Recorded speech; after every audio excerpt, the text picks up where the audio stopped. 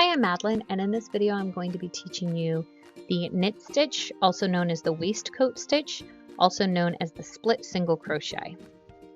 Now for this tutorial we're going to be working in a round. You can do this row by row and work it flat, but it looks a little bit different because the front of it is different from the back. So once you have chained the amount of stitches that you want your project to be, you're going to go ahead and you're gonna, at this point I'm finished my chain. The front of my chain is facing me.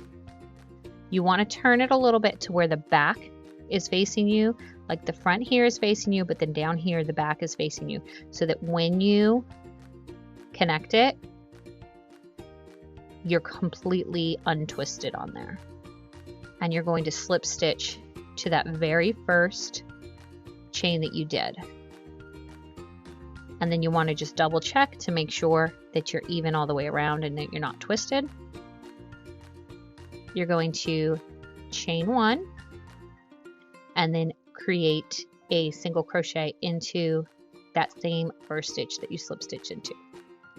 And you're actually going to just do a normal single crochet all the way around. Okay, I'm just about done with that. Just have a few more stitches left and then I'm at the end of my regular single crochet row. And here's my last one.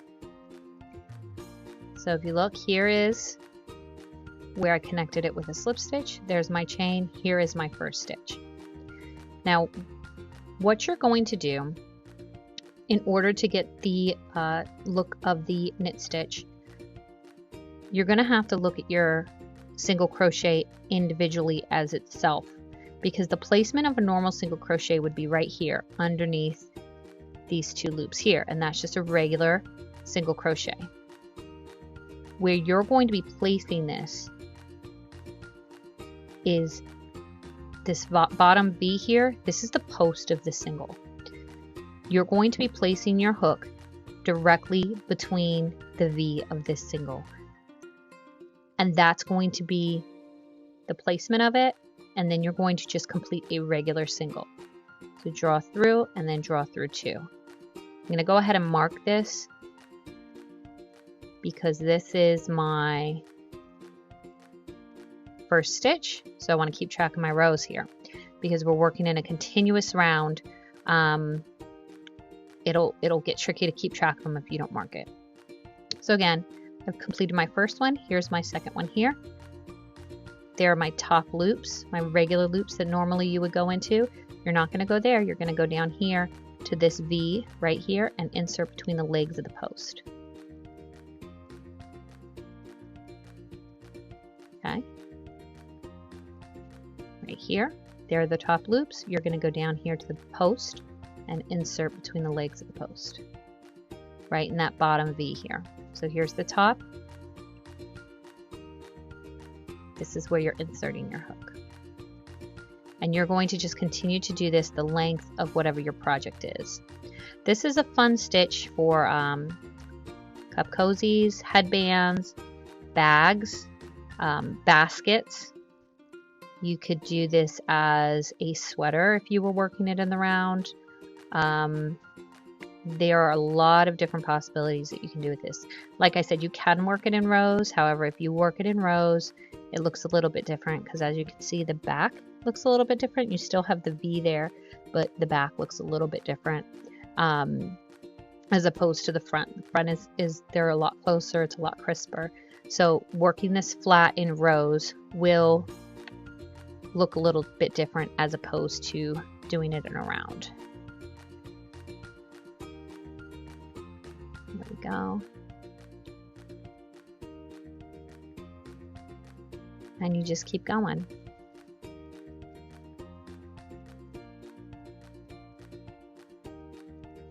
Now once you get to have a few more stitches here and I'll be at the end of my round, you're going to always move your stitch marker up to the first stitch of the round. And as you go on with this, it will get easier because the stitches start to lay where you need them to be. So the first few rows are always the hardest.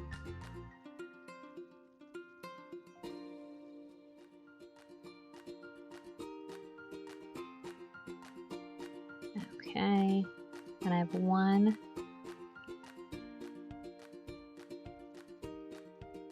2, and then now I'm at my first stitch. So you're going to take out your stitch marker. This is beginning of row 3, right in the middle of that post. Then you're going to put your stitch marker back in.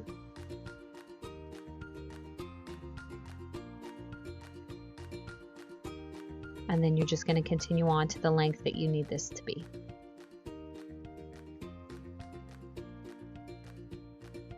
I've gone ahead and done a few more rows so you can really get an idea of what this looks like.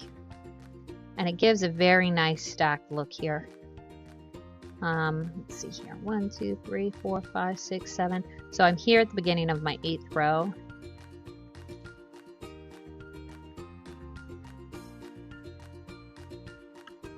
That stitch marker back in. And at this point, it really gets a lot easier because your stitches are kind of lining up where you need them to be, and it gets a lot easier to insert your hook. If it's hard to insert your hook and you're having difficulty, it might be a tension issue. You might be crocheting a little bit too tight. You can try and size up your hook.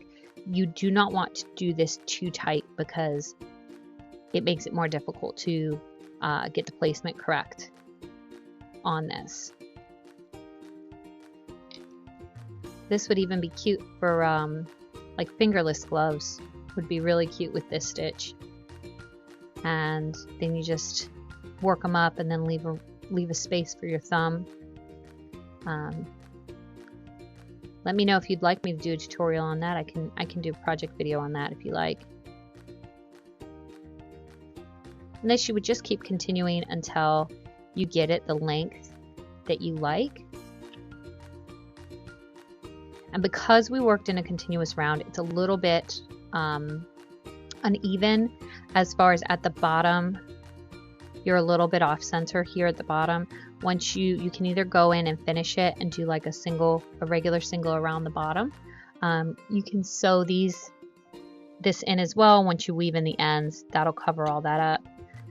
As far as ending off this project, how you would do that is once you do your last of the row, you take out your stitch marker, and then what I do on this when I'm doing this stitch is I will then slip stitch 2 or 3 to then even it out. And this is what it looks like. Hope you found this helpful.